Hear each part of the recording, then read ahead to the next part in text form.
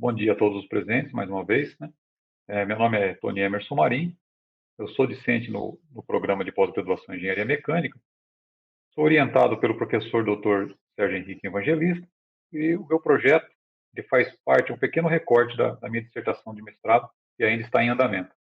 O tema é previsão de forças na estampagem incremental de chapa fina metálica por meio de experimentos e análises por elemento finito. A apresentação ela está dividida em algumas sessões, entre elas uma breve introdução, os objetivos, materiais e métodos, discussão dos resultados e chegando à conclusão. Para falar um pouco a operação que o meu trabalho aborda, né, eu tenho que dar uma introdução falando sobre o processo da estampagem tradicional, que é bastante conhecida, e ocorre por meio do uso da prensa, né, prensagem do material, provocando algumas deformações que são controladas, até que se consiga a forma desejada. Componentes principais envolvidos na estampagem tradicional são conhecidos como pulsão, a matriz do dispositivo e um dispositivo de fixação da borda que é chamada de prensa-chapas. Esse tipo de conformação ela é adotada na indústria há muitos anos, muitas décadas, né? Porque ela tem um baixo desperdício, geração de sobra de material quando comparado, por exemplo, com a usinagem. Só que, em contrapartida, o alto custo do ferramental que torna inviável esse processo quando é necessário realizar a produção de um lote de pequeno porte, modelos exclusivos de peças, né? Ou customizável. Isso aí já torna inviável o uso da estampagem tradicional. Para atender essa demanda, então, a gente pode adotar a estampagem incremental, que é um processo de fabricação mecânica onde é aplicado uma carga pontual numa ferramenta sem corte, de ponta semisférica, e nessa chapa metálica ao qual ela vai fazendo, realizando um trajeto, ela vai provocando deformações incrementais. O material vai se conformando, ele pode ser fixado em um suporte onde a ferramenta tem uma trajetória prescrita. Isso só é possível de forma mais efetiva quando se utiliza um comando numérico, e também existem hoje em dia uma gama enorme, né, de estampagens incrementais realizadas em diversas máquinas, até máquinas exclusivas, né, máquinas próprias para isso. Só que no estudo adotado, a estampagem incremental ela é de ponta única, sem a matriz de apoio.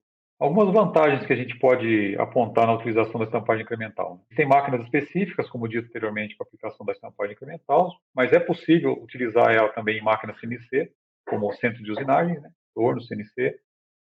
Conseguir formas complexas devido às estratégias que vai ser aplicada. Obter produtos que podem ser conformados sem a necessidade de matrizes pesadas, né? A montagem e a troca de equipamento de forma rápida e valores baixos de força quando empregado esse tipo de conformação. Mas também tem as desvantagens que devem ser destacadas, né? Como, por exemplo, o retorno elástico no material após a conformação geralmente é bastante considerável. Fraturas podem ocorrer devido à fricção da ferramenta sob pressão. O tempo da conformação torna inviável esse tipo de operação para peça seriada, se restringindo aí em protótipos ou modelos exclusivos.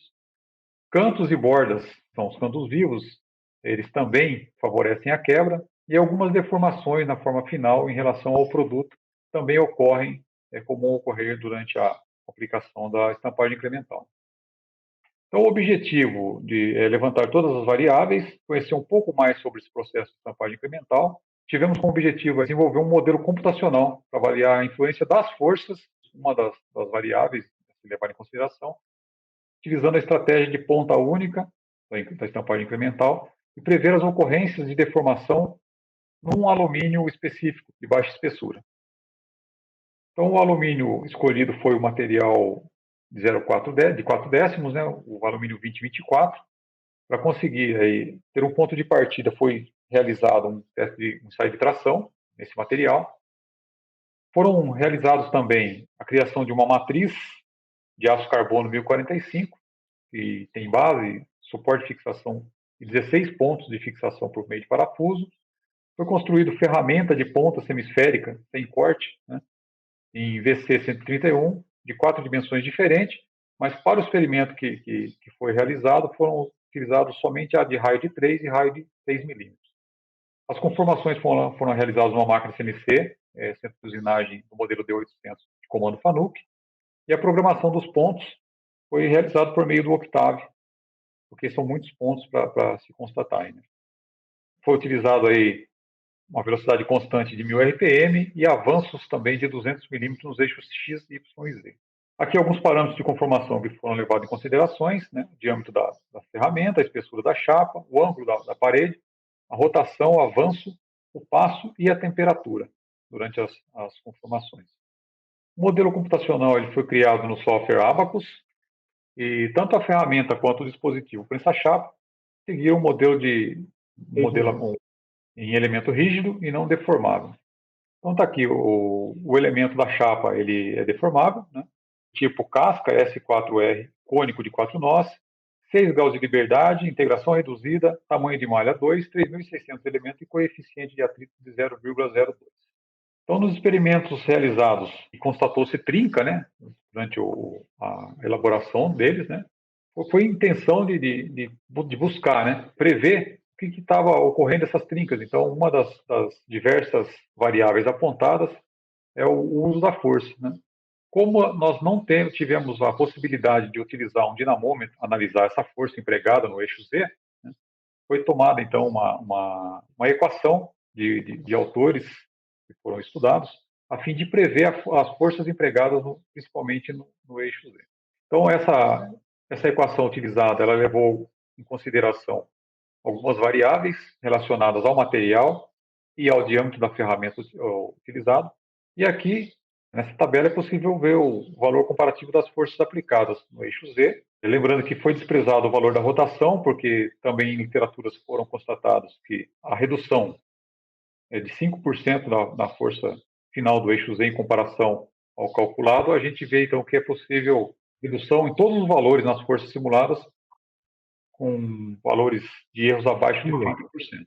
Como conclusão, né, as forças verticais previstas foram extraídas para serem comparadas com dados calculados de outros autores. A execução computacional exigiu tempo de processamento baixo e os dados calculados produziram um conjunto de erros que caíram numa gama restrita de valores e mostrou-se que com baixo tempo de processamento computacional, como nos modelos presentes, foi possível prever forças cujos erros em relação ao modelo da literatura ficaram enquadrados nessa faixa restrita de previsão.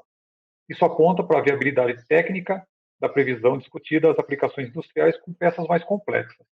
Algumas referências utilizadas durante esse trabalho e muito obrigado a todos e fica aqui o meu contato.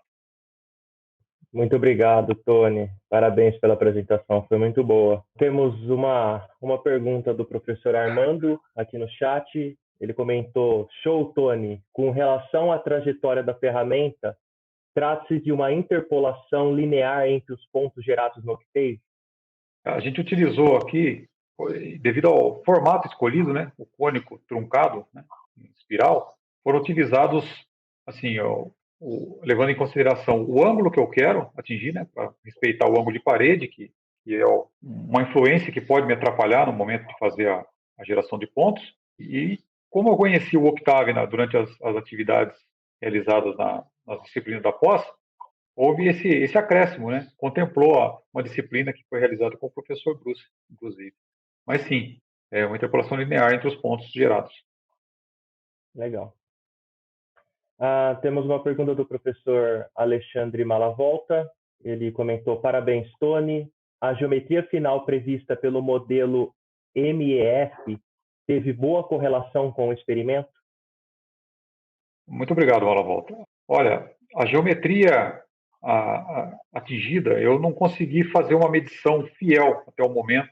Visualmente, quando se tira ela da máquina, ela está bastante deformada. Algo que no modelo de elemento finito ele não demonstra. Ele demonstra bastante deformação durante a execução, mas não no final. Então, esses desvios de medição, esteticamente, ela sai bastante deformada. Mas as previsões em relação às fissuras que estão ocorrendo, até o momento a gente está obtendo sucesso porque estão sendo empregados outras teorias para analisar as falhas que estão ocorrendo. Ok. Tem mais uma pergunta do professor Carlos Ventura. Ele comentou: parabéns pelo trabalho, Tony. Entendi que você deu foco na força axial, mas há componentes nas outras direções?